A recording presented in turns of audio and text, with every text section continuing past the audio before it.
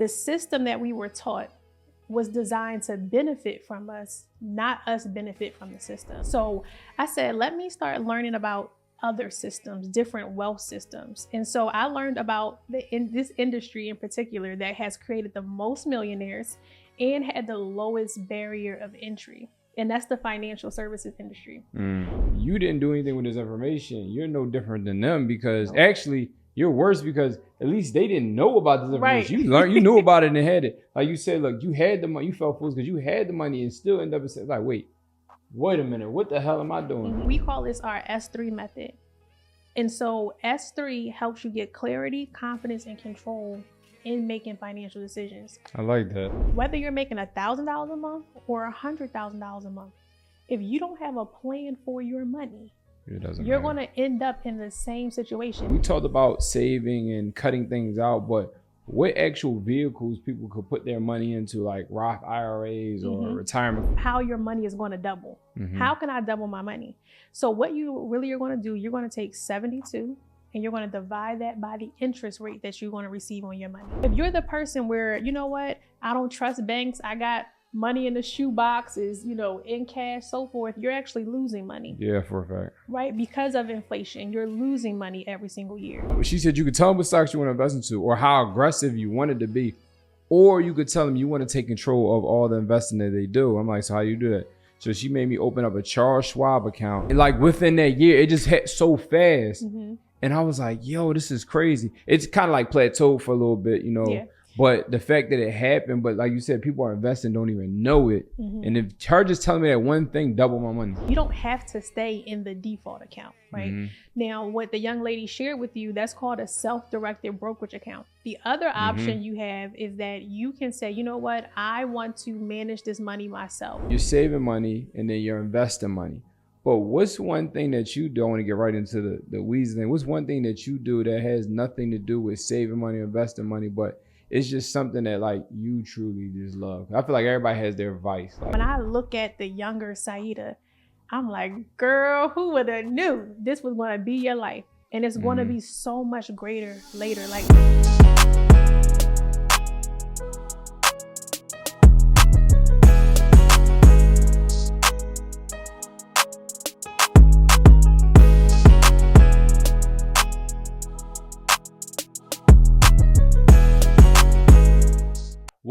welcome back to the Funded and Closed podcast. I'm your host, Derek Boone, and I put together this podcast specifically for you. You're someone that wants to make more money, wants to learn more wealth strategies, wants to build wealth, wants to buy real estate, wants to get into business. You want to do something that's all around going to help you get to that next level. And the reason why I love doing this so much is because when I was getting started on my journey, I literally binge watched podcasts for a year straight. It was so crazy, right, that it was 2016. I remember like it was yesterday. The whole 2016 and 27. Yeah, the whole 2016. I didn't know what music was coming out. I didn't know what celebrity. I didn't know about no sports, no nothing. I literally just watched podcasts morning to night. It was so crazy between podcasts and motivational speeches. It's so crazy. Like, I love Eric Thomas to death, but I can't listen to ET stuff as much no more because I was binging it. I'm talking about, I know his stuff word by word. And the one thing, a bunch of different podcasts. But that's what gave me that mental shift and also gave me some game to start putting some things together. So hopefully this podcast is going to do the exact same thing for you. So I'm excited about the day. As you guys know, I'm always excited because the only guests I bring on here are people that I've done business with. I actually know, I actually trust, and we're actually friends in real life. I realize that people have podcasts and they bring on anybody that's just anybody. They don't know anything about them. Our vetting process is very thorough. We don't want to make sure we bring in anybody to you guys because you trust me. I don't want to bring on anybody that's like, I don't even know who they are. So the individuals that I bring are people that I've literally known for a while now, if not at least 2 years, sometimes people 8, 6, 9, 10 years. And today is like none other. I want to introduce you guys to someone that's very special to me. I've known her for some years now. I'm trying to think back what year. It might have been 2017, I think. It might have been like 2016, 20. I met her when I first was getting started. And I forgot how I got connected to her. It might have been Neo, I think. Or I think we connected on our own. I think so. I can't remember how we connected, but she was helping me with my wealth building strategies and, everything in detail from that. So without further ado, I want to introduce one of my good friends, one of my amazing friends, and an individual that I know that really knows wealth building strategies, helping people with retirement, helping people just all around just get to the next level finance wise. And one thing before I go ahead and say her name is I want you guys to understand, like, you can go ahead and make a whole lot of money, but if you don't know how to structure that money into a vehicle that's going to continue to grow, the money is going to depreciate. I'm talking about not even just depreciate from you spending it. I'm talking about depreciate from it just sitting in the bank. So you have to put your money into vehicles that are going to drive itself and get to another destination without you actually having to drive. And the best car sales, best dealership, the best person to give you those vehicles is my good friend, Siedah Garrett. Guess what's going on? What's going on? I love that intro. I got you. You know, it was. You ain't never heard that one before. I never heard that one before. I told you, trust me. But that was good. Thank you so much for having me. No, for sure. How you feeling?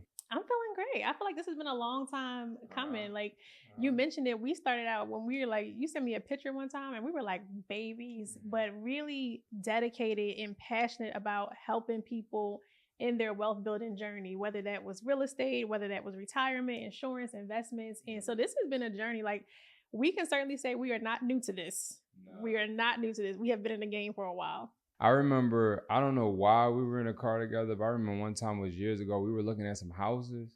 Yeah. This was like 8 years ago. Yes. Why were we looking at houses? But it was literally like us. We were going on like a house tour. Mm-hmm. I wasn't buying a house. I don't think you was buying a house. I think, why the hell we were just going on a house tour for some reason. We were. I was an agent at the time. Was I an agent at the time? You were. So we were actually putting together an event.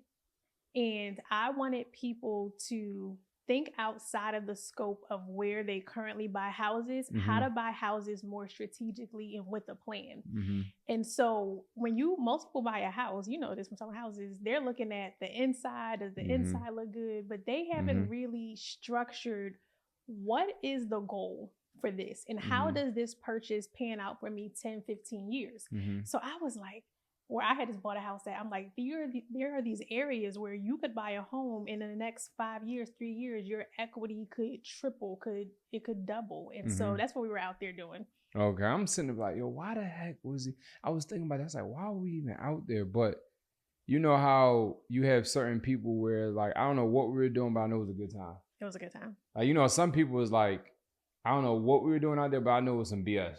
And then some people be like, I don't know why we was out there. I don't know what we were doing, but I know it was something positive. I know it was a good time. Like, let's say like Neil, for example. I don't know why we were in half the places. I can't remember, but I know it was something positive, something for emotion, something that actually made sense. Then I got some people was like, nah. Like, for example, you literally just suggested something to me before we started. And then what I instantly started doing?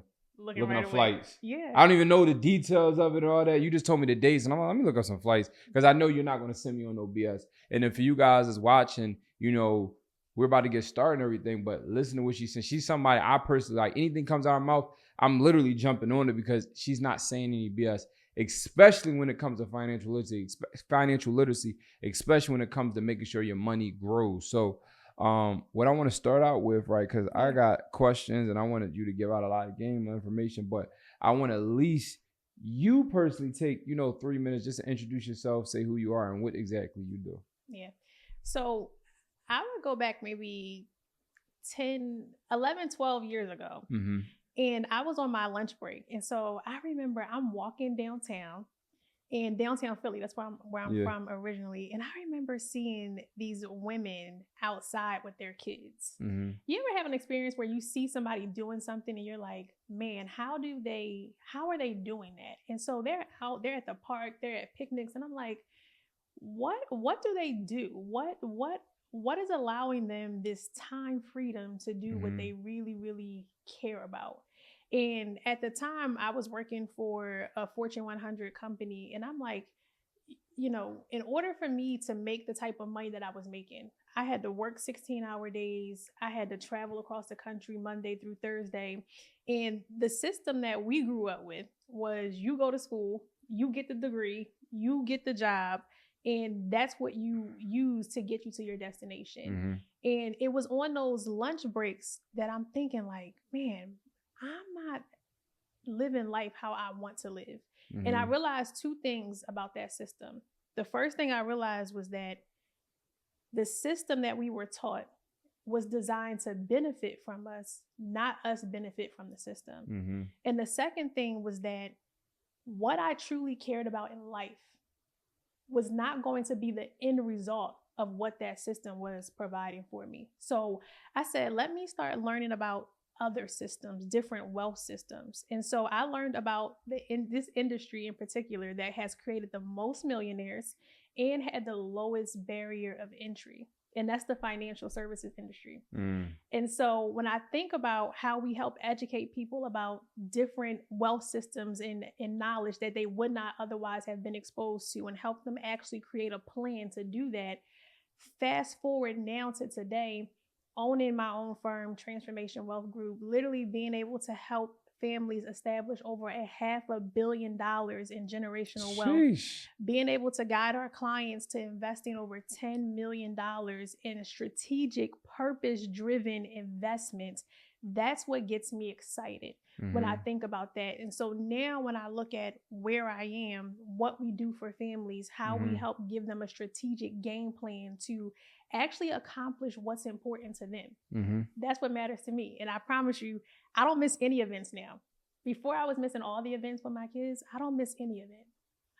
I'm showing up at every single thing. But now I had to learn some things differently. Just invited me to. You just because you said that, now I have to go. Like you have to, because we're taught that what we want in life, like most of us are always only taught to focus on what we want to do. That's what we always focus on. What do I want to do? We start asking our kids, what do you want to be when you grow up? What do you want to do? What do you want to do? But nobody ever stops to think about or asks us, how do we want to live? And so when I get to my clients, when they're rounding a corner, they're trying to figure out what's the next phase in their life.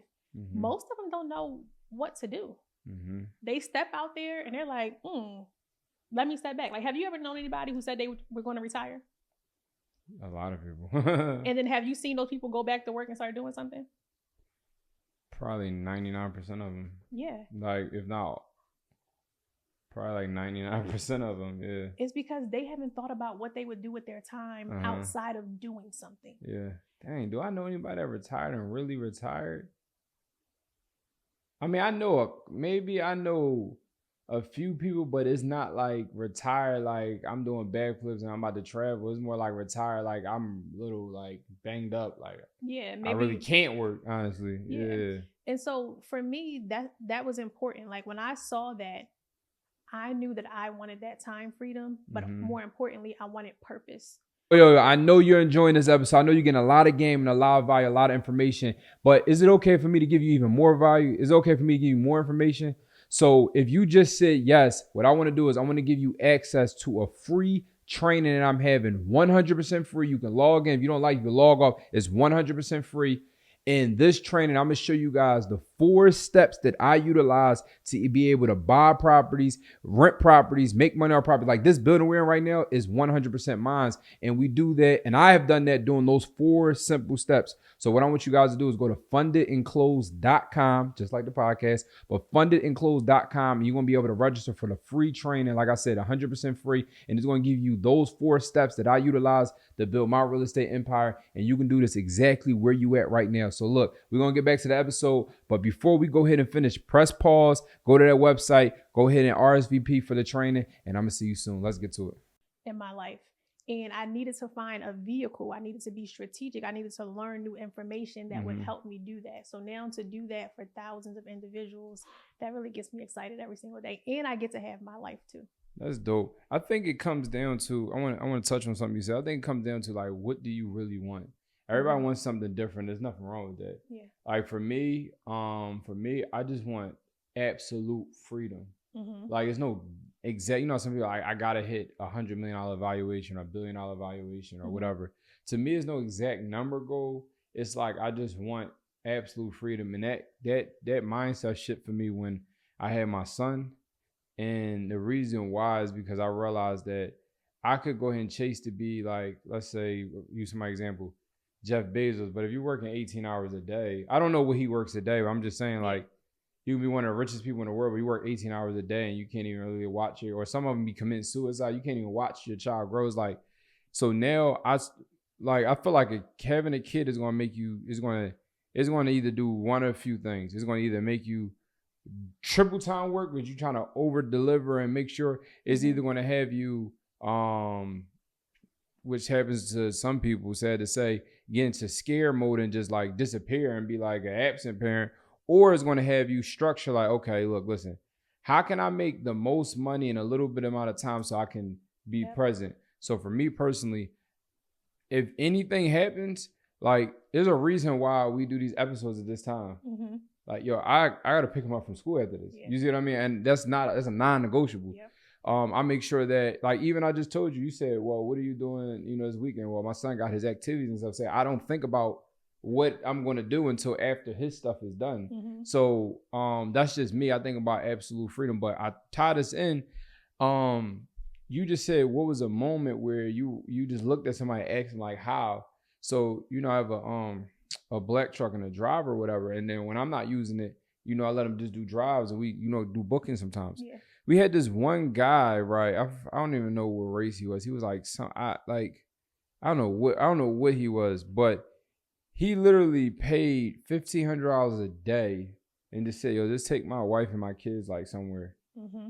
Mm-hmm. And so it's one thing, right, when you have a driver at cost. So it's like, I can do that same thing. But when someone's paying $1,500 and we don't have no plan, just like, yo, just sit with them and they want to go somewhere, you just go like, you know how like, hey, look, we're about to go to New York. It's set time, like It's a full date. He's just like, yo, take them to the museum, the park, whatever. But I'm working on this big project right now. Mm-hmm.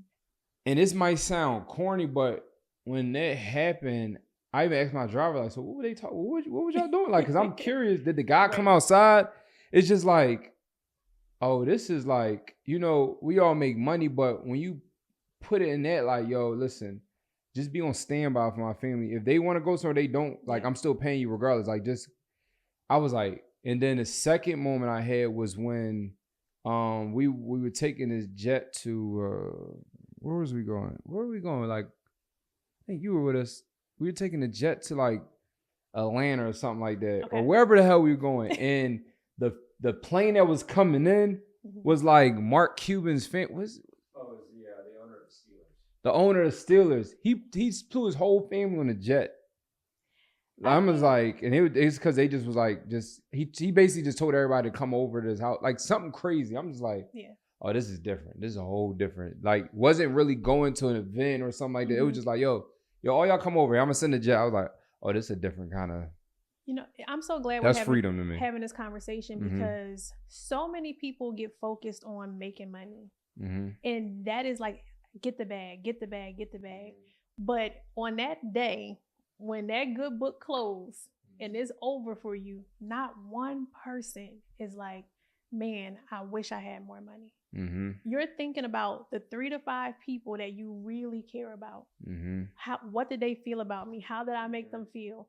What did they say about me? And so I do this exercise with my clients and we talk about when we're planning out their strategy. And I have them plan out the day they're going to die. Literally, what age they want to die. For me, it's 120 because that's what the good Lord says. Okay, 120. Like, and then I'm having them think about the 3 to 5 people that they want to stand up on their funeral on that day, and what do you want them to say about you? That's all you should be working towards in life. Nothing else matters. Because you ever been to a funeral where like nobody stands up? And it's like pulling teeth trying to get somebody to say something good about that person? It's always like one or two people. And then I've been to funerals where it's a line. Mm-hmm. And everybody is saying the same thing. He was giving, she was caring, compassionate. Like, that is what matters. Mm-hmm. Everything else that we do in this life, all the wealth, all the money, all the vehicles is designed to get you there. Mm-hmm. And if you can keep sight of that, that's what's going to make this enjoyable for you. That's what's going to make it purposeful for you. And that's what I love doing for my clients, because I don't want you to make all this money and be stuck. Make all this money and not know what to do with it, not know why you're doing it.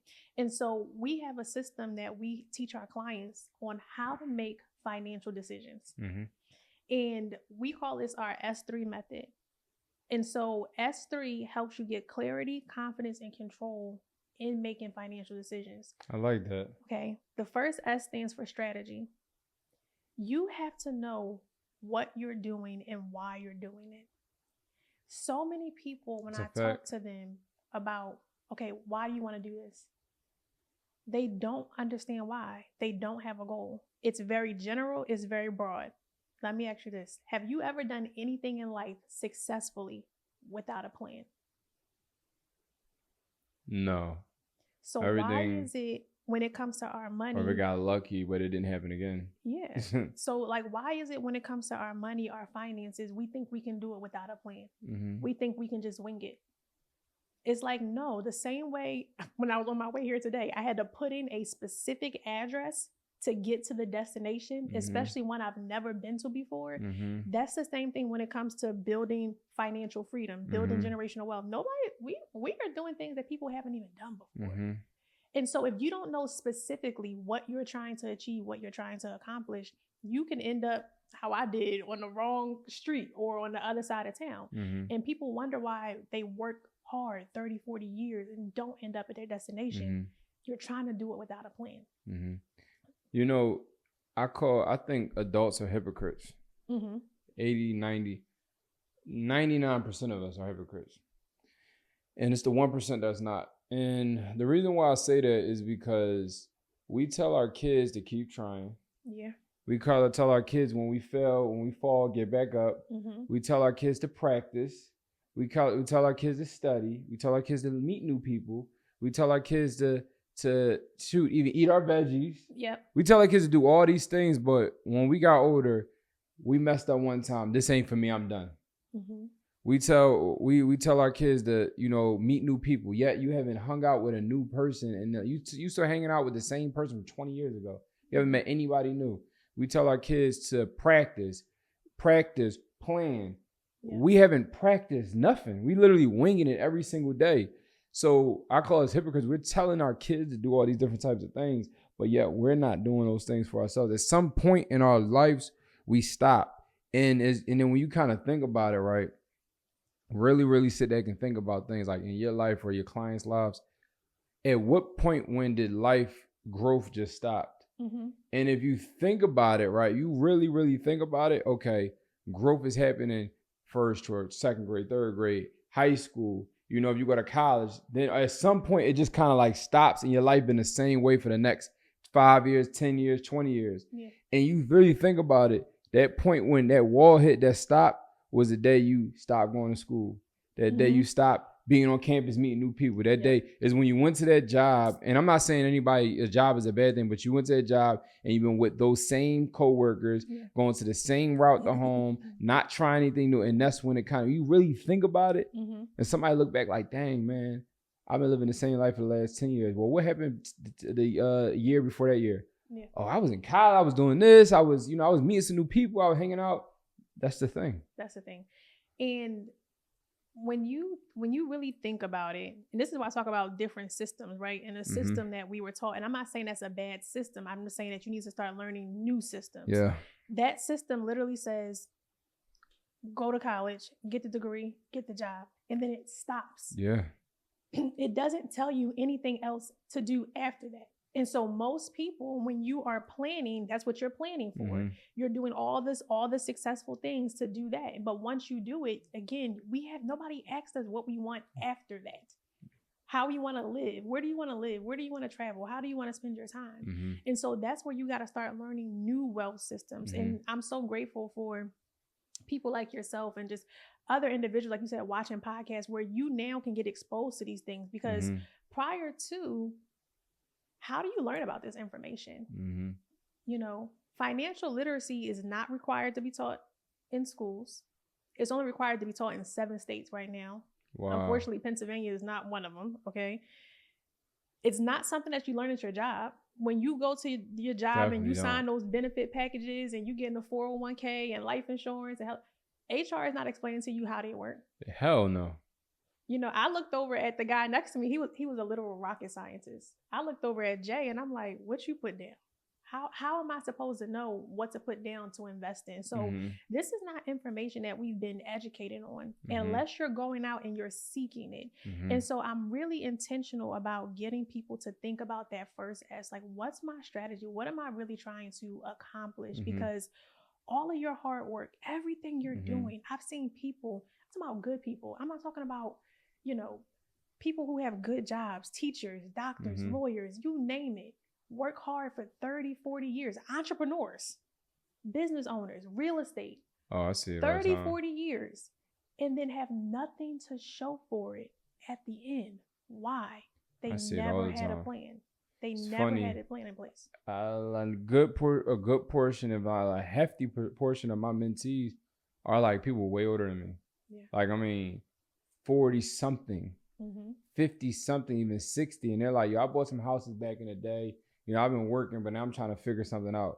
Like, literally, they're 50, 60 years old. Like, I'm trying to figure something out. Yeah. So, there's nothing wrong. Like, you know, things happen, but, you know, if you can stop that, if you can change it. So, I have a question for you, right? Yeah. I want to put it, if this is okay, put you in the hot seat, right? Okay. I'm going to put together a scenario. And, you know, you don't got to go into detail, but, you know, just, let's say I work a job, right? And I'm making $2,000 every 2 weeks. Or $2,500 every 2 weeks. So I'm making about $50,000 a month. Was that $5,000 a month? Was that $60,000 a year? So making a decent, okay income, right? Before or after taxes, the $60,000. Let's say this after taxes. Okay. So I make my net check, my direct deposit is $2,500 every 2 weeks. So what is that, $60,000 a year? Yeah. So I'm 31 right now. Let's use a whole number. I'm 30. And I really want to retire at 65. That number that they say, I really want to retire at 65. And I mean, like, really retire. Like, I'm cashing in, I'm clocked out, never going back in.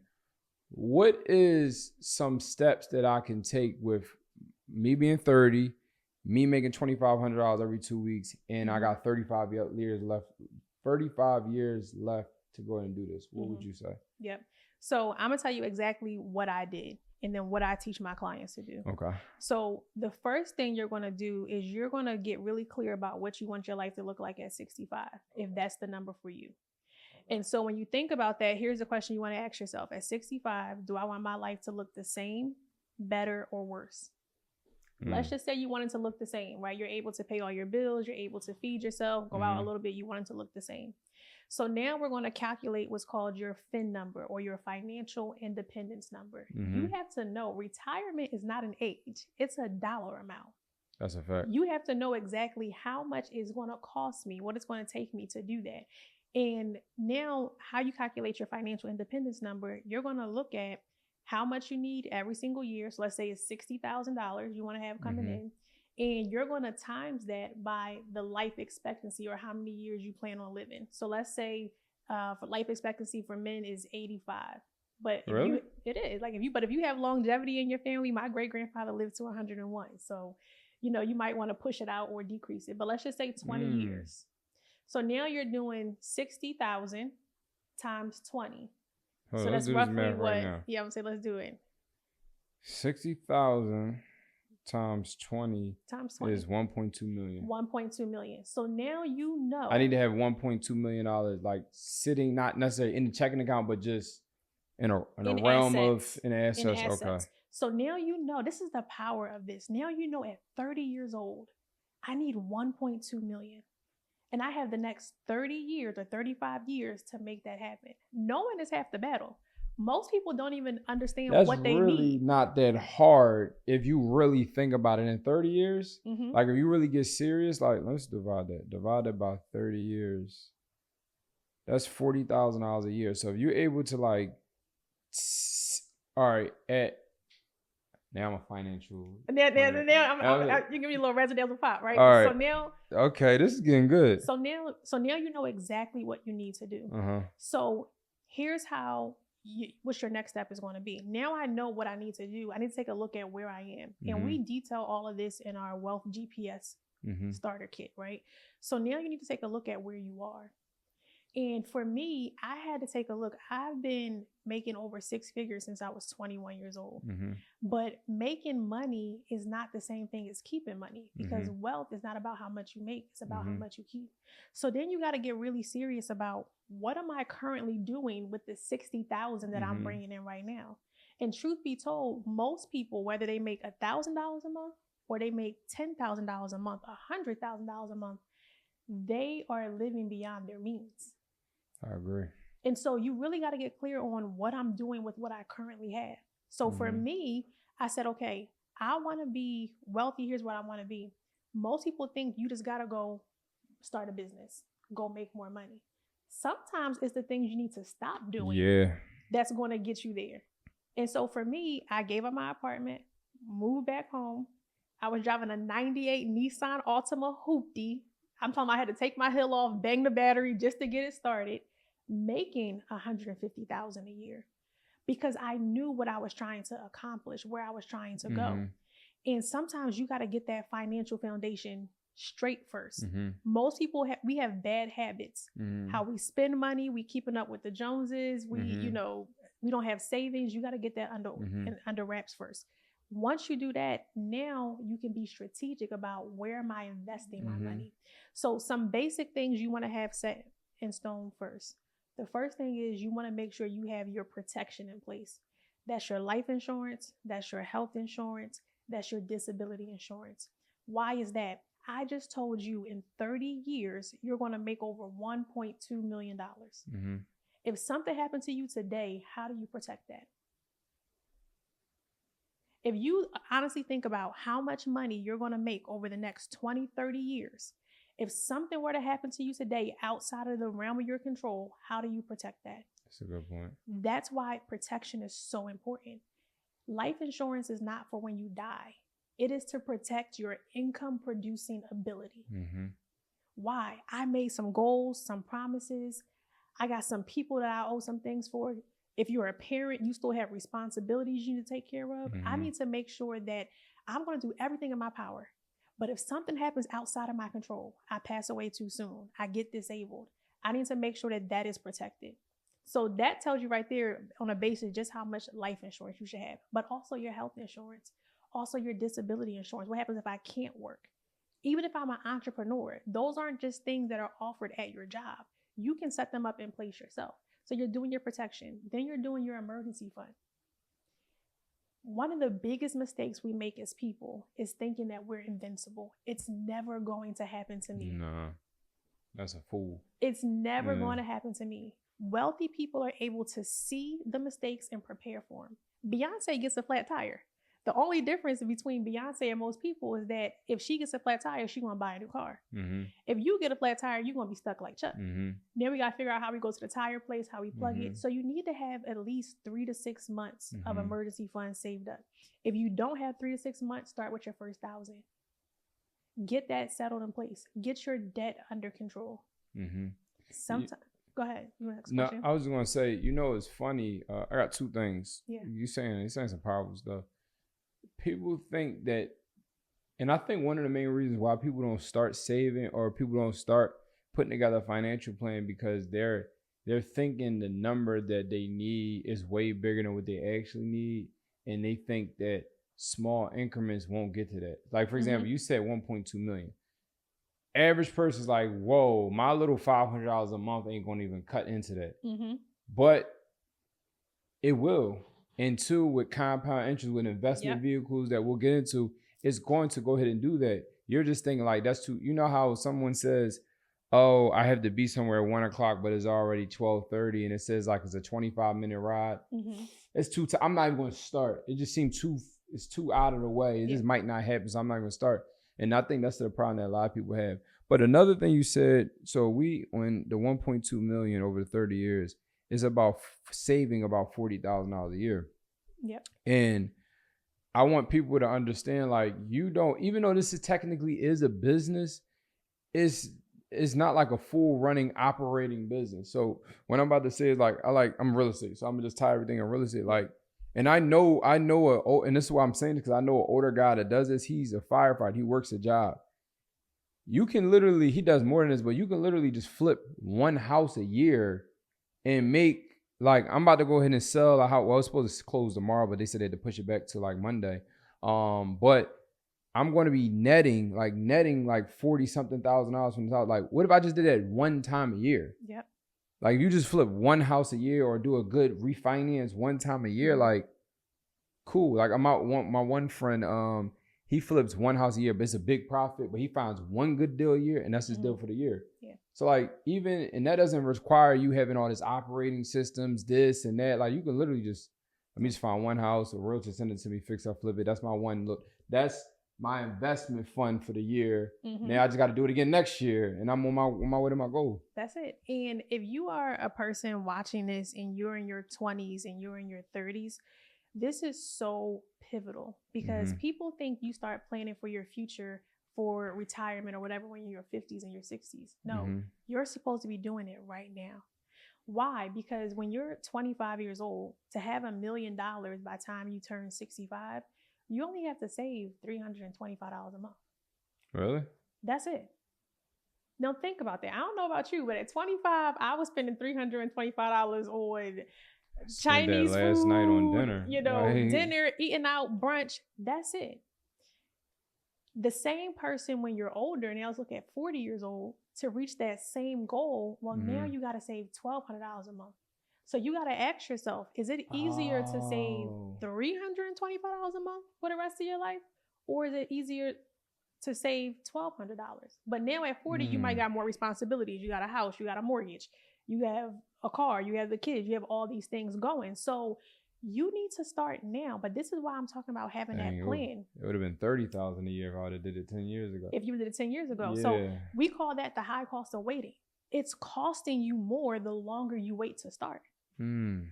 But again, nobody is telling us this. Nobody is, we out YOLOing. What if somebody just sat you down? This is what we do with our clients and say, hey, this little bit right here, you can go do the rest of the things you want to do. So let me tell you how I got my money.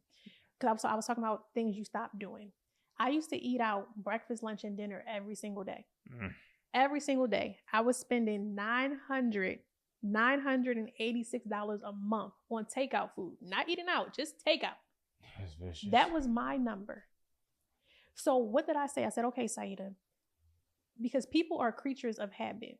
So you can't just go cold turkey. It's not going to work. You can't wake up one day and be like, I'm about to just go to the gym and, eat fruit. It's not going to happen, right? You have to be honest with yourself about where you are. So what I said, you know what? I'm just going to stop eating breakfast out.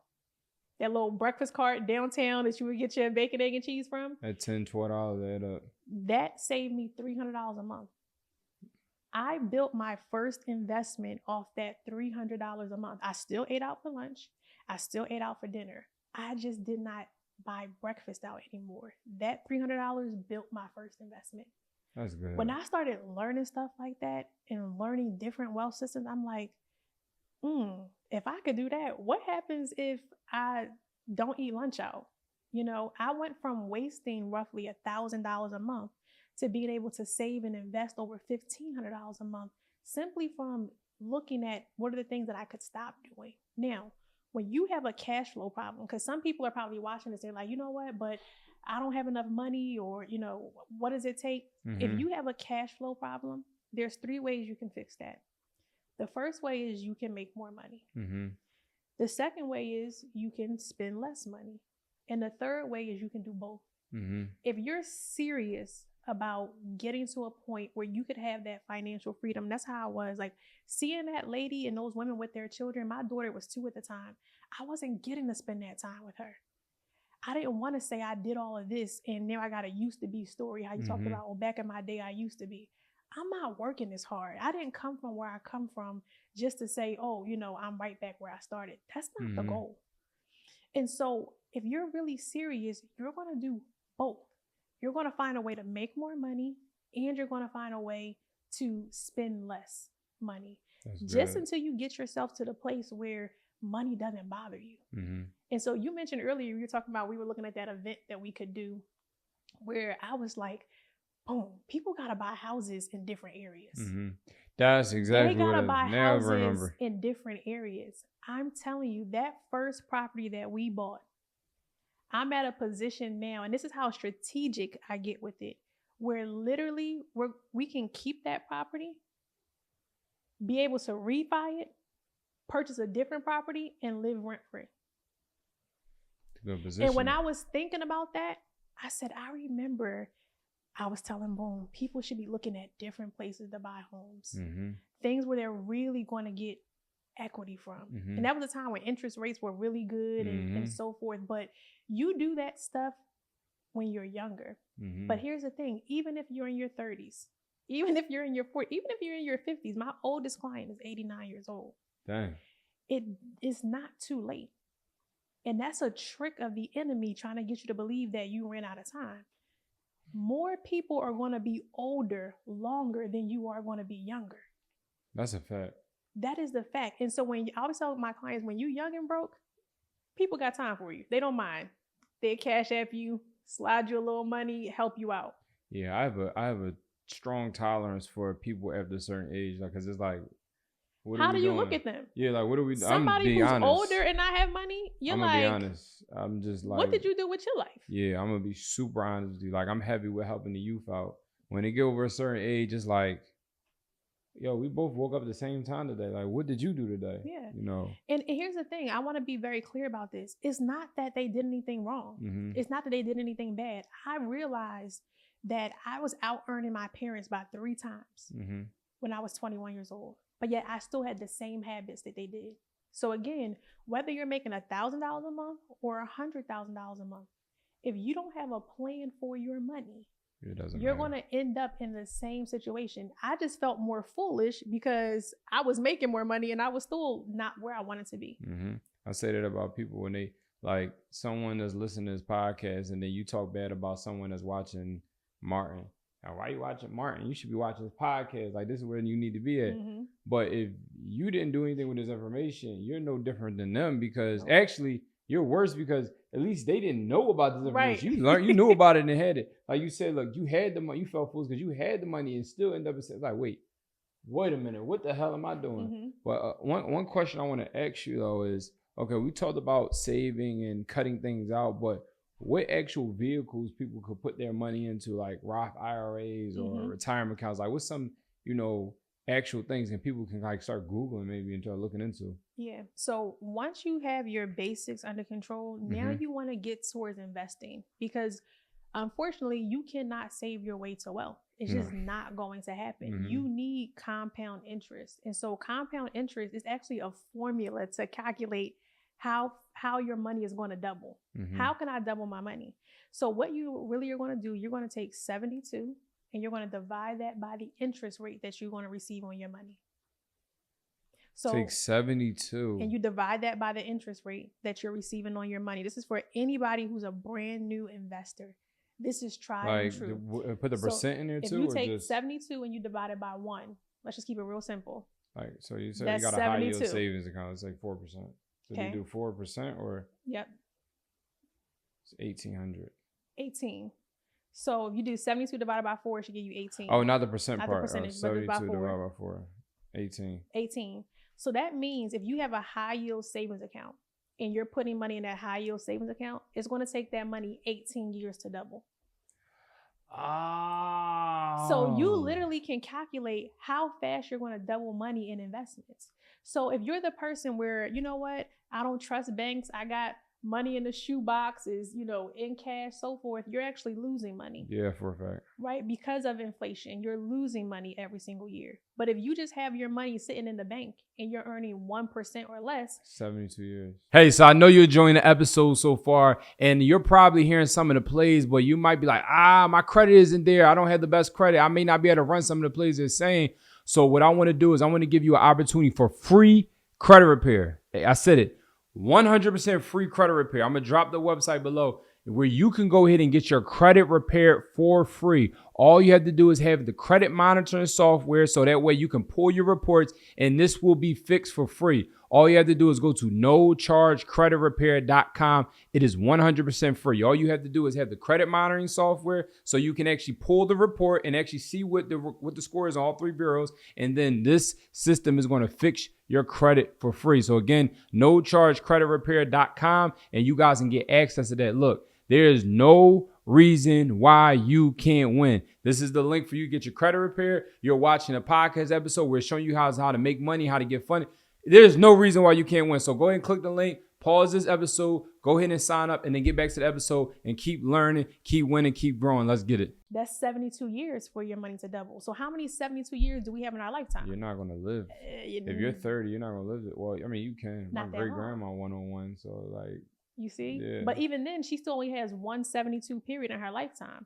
Yes. For most people, you need to have multiple doubles. Yeah. So now, what if we were earning 10% on our money? Mm-hmm. Now, 72 divided by 10, that's 7.2. I got a lot of 7.2 years that I can double. So when you're looking for investments, things to put your money in, these are the questions you got to be asking yourself. Mm-hmm. This is why you got to work with the professional. This is why you got to work with somebody who's going to help you map this out, because people invest their money in a lot of things and still don't get there. Because you think you're doing the right thing, but it's not getting you to your goal of where you want to be. Mm-hmm. When it comes to real estate, people always ask me, when I buy real estate, should I do like a buy and hold or should I do a flip? Okay.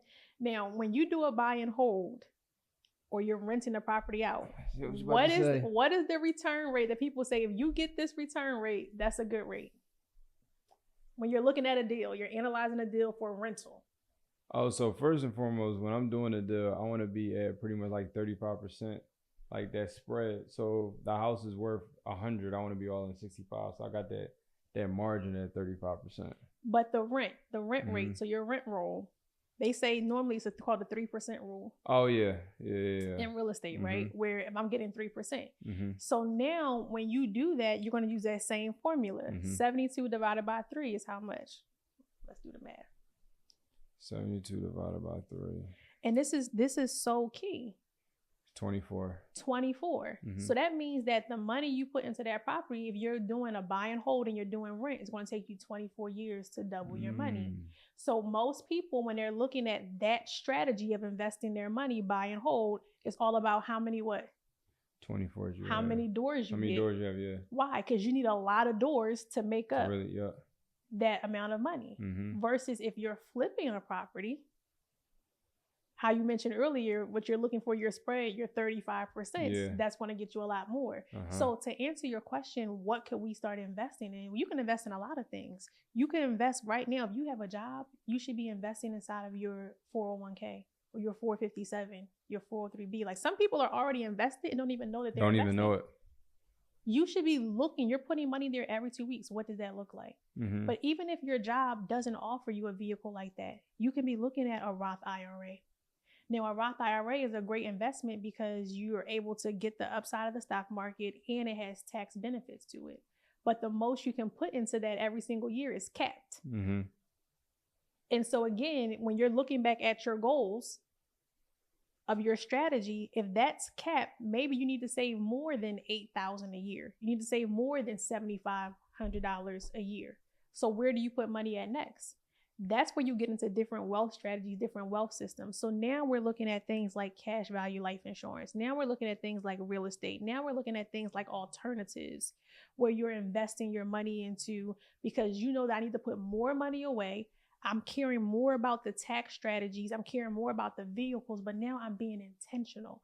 And this is what most people, 95% of people, when they pick an investment, it's because somebody told them to pick it.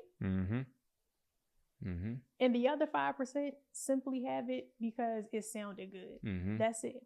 But they're not really intentional about how you could do this. I want to piggyback on what you said. A lot of people are investing and don't even realize it. When I was working at my job, I was working in a retirement home, and I had a Roth IRA, like one of them little retirement accounts. And they were putting money into the stock market for me. And I think I was had $2,000 in there, $3,000 in there, nothing more than $5. It was somewhere between $3 and $5.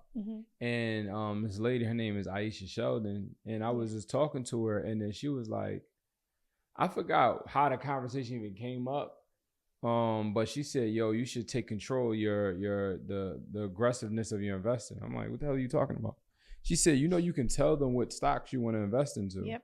No, she said you could tell them what stocks you want to invest into or how aggressive you want it to be. Or you could tell them you want to take control of all the investing that they do. I'm like, so how you do that? So she made me open up a Charles Schwab account. And then she said, tell them to send the money from their account to my Charles Schwab account. Correct. Yep. So I can't necessarily pull the money out, but I can play with it while it's in there. So I moved it over from there to there. And then she told me some stocks I can invest in. I picked like Apple, Tesla, American Airlines. I'm not telling anybody to pick these. I'm about to say this is not investment advice. It's not, but I'm just saying what I did. I picked Apple, Tesla, and some stock people probably going to grind me up for doing this. Is years ago. Apple, Tesla. I just picked stuff that I use. Apple or Tesla, but everybody knows, like, just do go with Apple, Tesla, Starbucks, American Airlines, and I had AT&T. So I said I might as well make money off of the thing I use. Yeah. And it went from like 4,000 to like 9,000. Yep. Like within that year, it just hit so fast.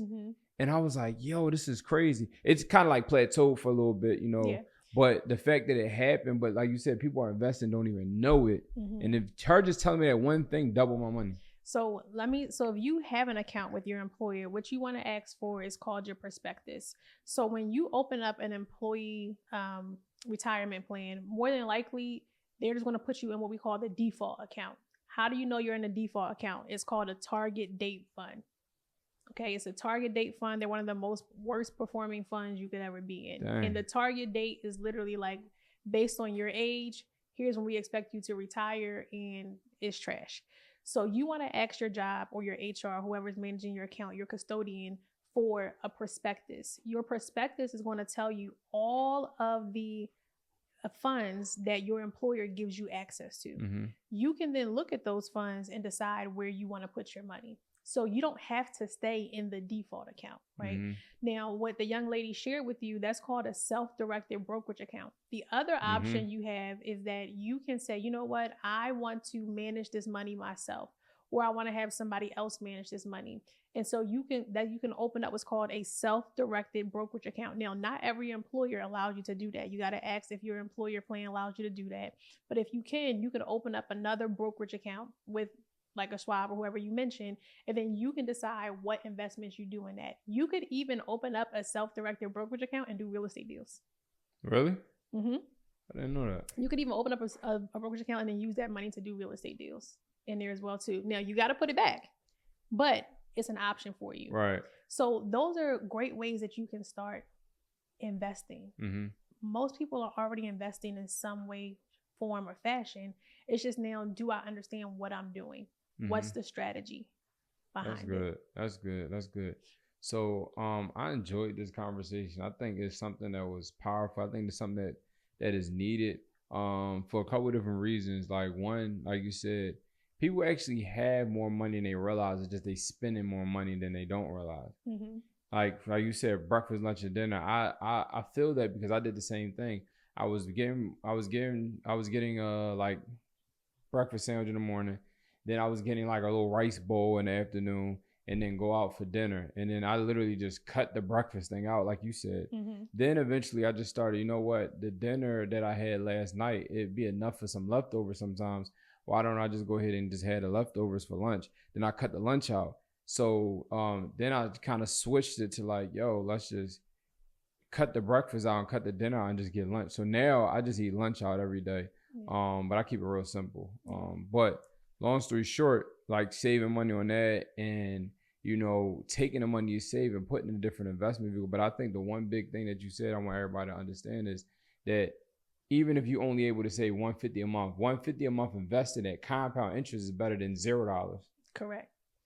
Like way better. So I think that was powerful. But you said a lot of dope things that I want people to make sure they understand. Now, what I do ask and this is what I ask everybody on the episode podcast. Okay, you're saving money and then you're investing money.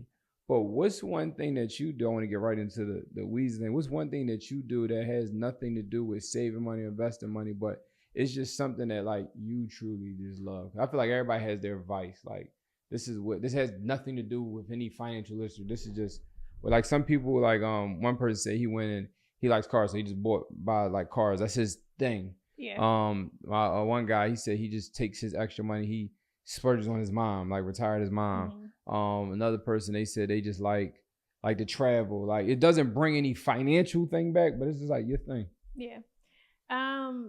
You know what?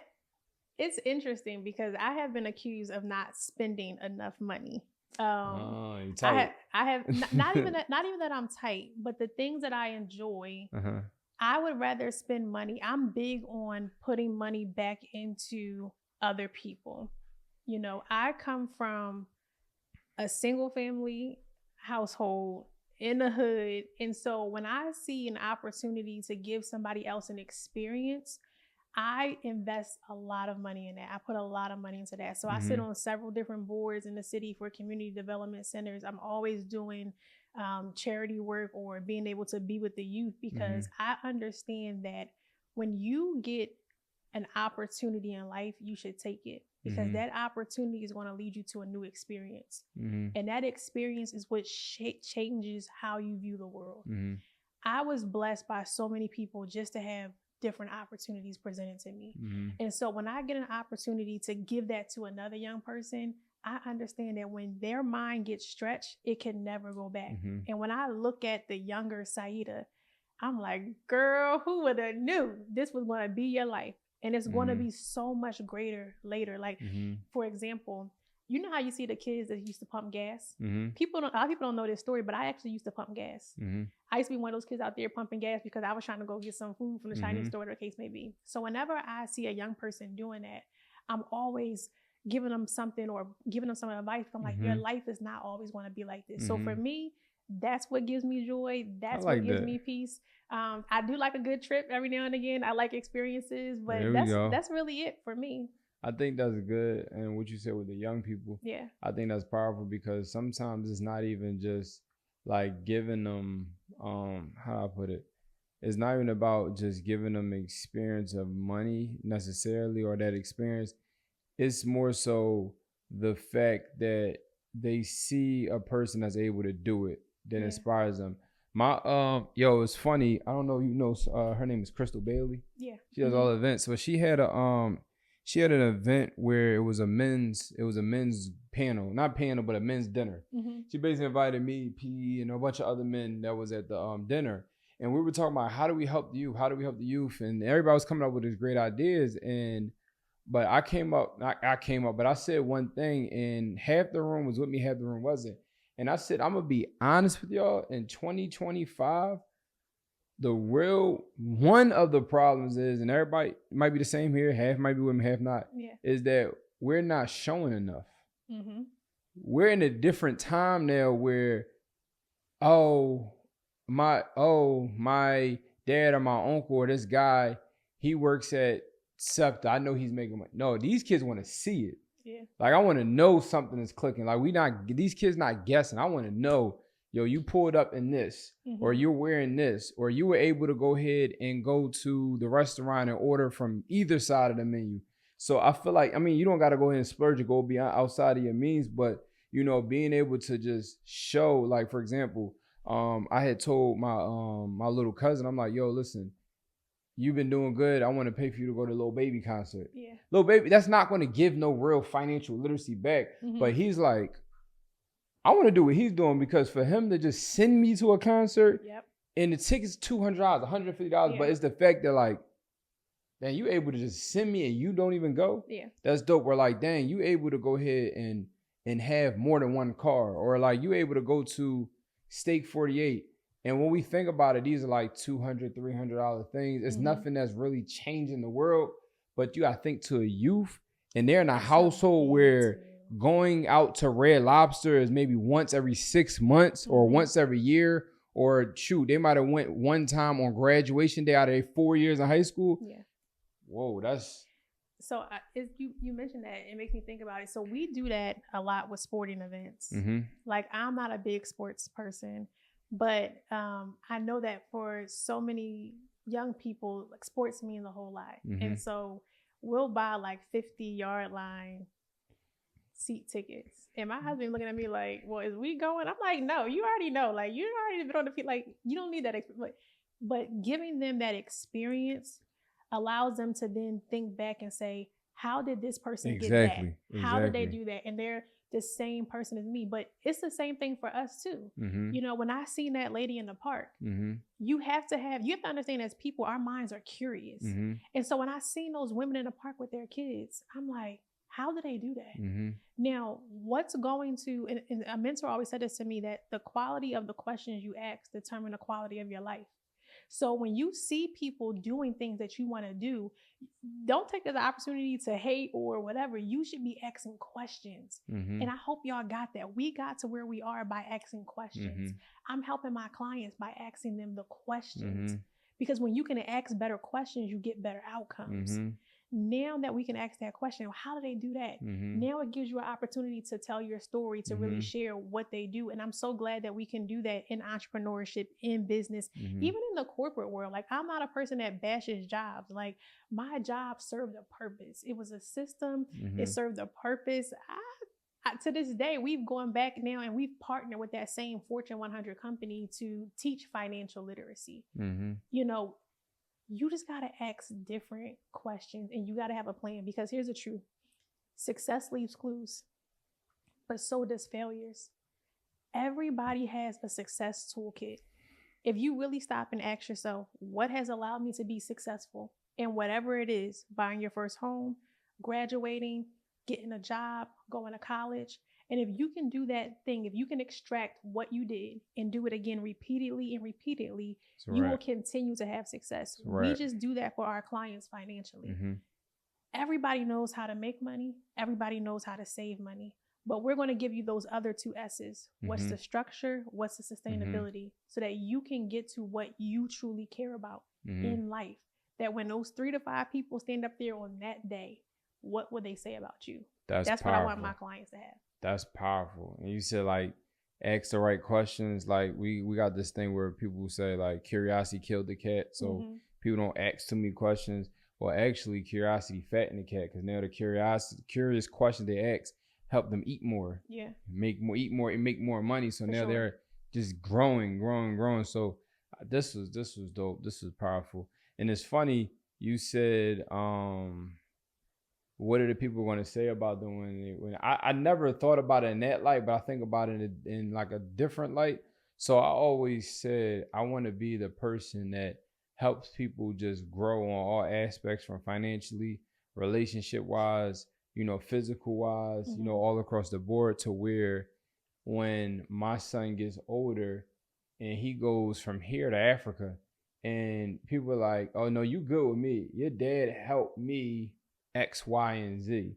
So not just think about what people are going to say when, you know, I pass, but like, what are they going to say when I'm just not around? Yeah. And I always thought about that. Like, when he gets to the age where he's, you know, moving around, not with us, you know what I'm saying? Like, on his own, college or whatever. And then it's like, oh, you such and such thing? Oh no, you good. You don't got to worry about nothing, because 5 years ago, your dad did this, or yesterday your dad did this, or 20 years ago, your dad helped me with something powerful. So I think that was good, something you said. So thank you for coming on here.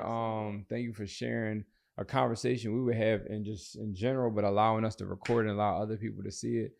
This was very, very powerful, and I think this was needed. And I think it was a good time for this episode on this channel, because we talked a whole bunch about, you know, making a whole bunch of money, or getting all this credit, or, you know, buying these houses, flipping these houses. But I've literally seen, I'm talking about, like, as of yesterday, I seen somebody really go through a bunch of money in a short amount of time. So sometimes it's not always, all the time, it's not just about making a whole bunch of money, but how can you sustain it and grow it? And I won't say 99, but 90% of people are not doing it. So thank you so much.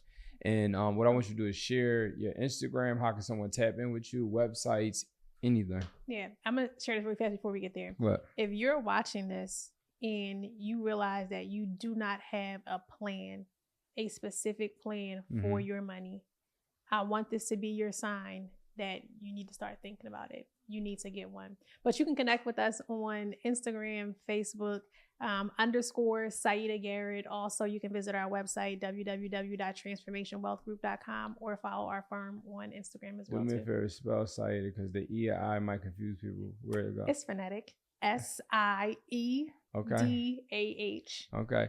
So I'm a big one. I don't assume nothing. Yeah. I'm just gonna assume that you and I to spell. I'm assuming that you and I to walk. I'm assuming. I want to make sure everything goes smooth, because they will definitely comment in the chat like, "Wait, how do I spell that?" What's her name? No, that was my my campaign slogan in college when I was running for office. Siedah is phonetic. So that's where I said that from. Okay. But yeah, but on Instagram, Facebook, and then I would recommend definitely everybody, like I said, that Wealth GPS Starter Kit really helps you put things into perspective of where am I at now? Where do I want to be? And then how do I get from point A to point B? That's where a professional can come in and help you do that. That's dope. Well, thank you so much. Appreciate you as Thanks always. for having me. Let's get it.